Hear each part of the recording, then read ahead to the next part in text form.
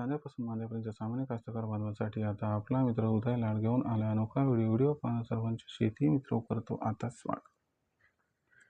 शेतकरी मित्रांनो, आपण सर्वांनी आता थंबनेल पाहितलं आणि आपण सर्वांनी आता टायटल सुद्धा वाचले.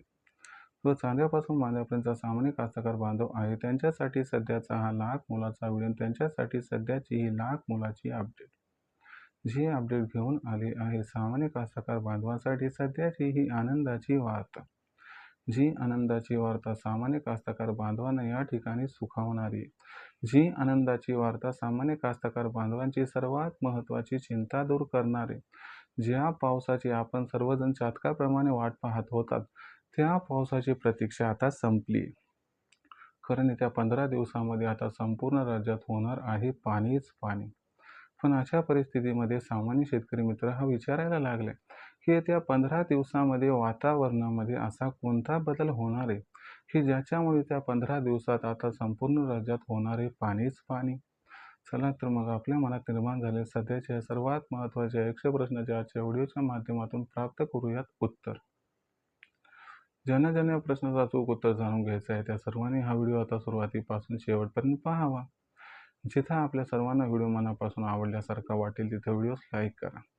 जास्तीत जास्त कास्तकार बांधवापर्यंत अत्यंत महत्त्वाचा व्हिडिओ पोहोचवण्यासाठी व्हिडिओला शेअर करा.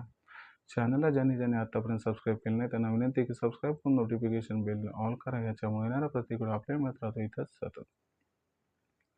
जो चांद्यापासून बांध्यापर्यंत सामान्य कास्तकार बांधव आहे त्यांच्यासाठी सध्याची ही सर्वात महत्त्वाची आनंदाची वार्ता.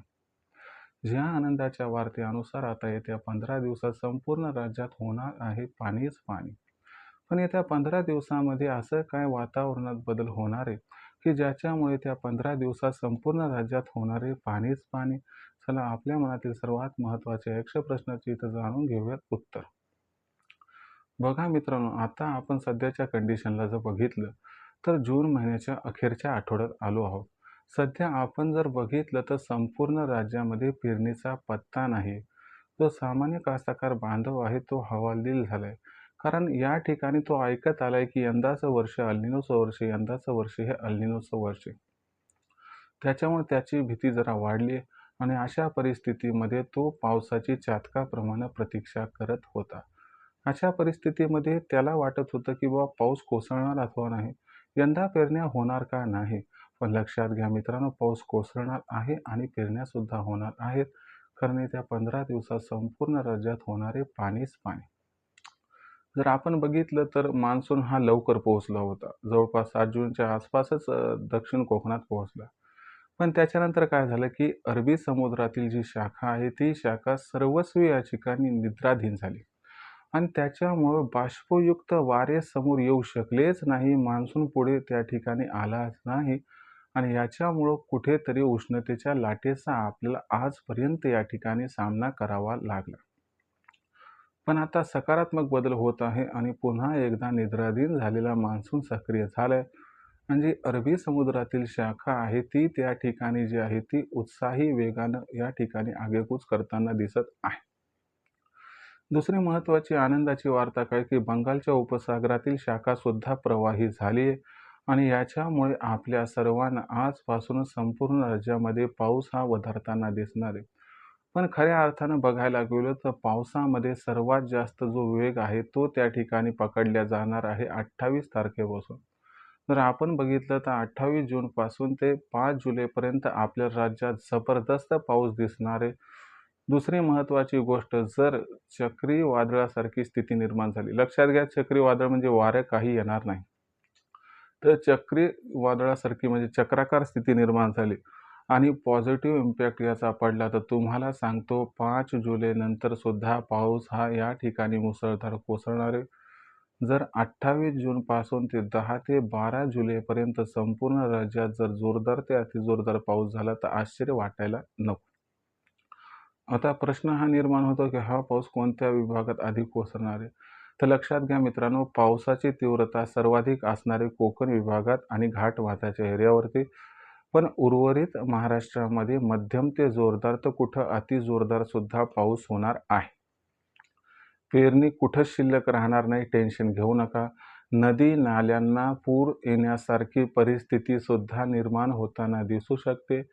आणि विहिरी, बोरवेल आणि धरणं याच्यामध्ये पाण्याचं संचयन वाढण्यासाठी हा जो पाऊस आहे तो अत्यंत अनुकूल ठरणार आहे.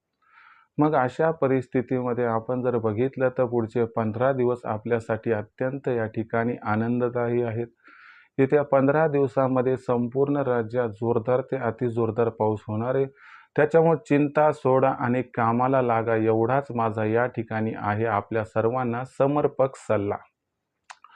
पण आणखीन एक महत्त्वाची गोष्ट की हा जो पाऊस आहे याच्यासोबत विजांचा कडकडाट होतो, ढगांचा गडगडाट होतो, वीज कोसळण्याच्या घटना वाढतात.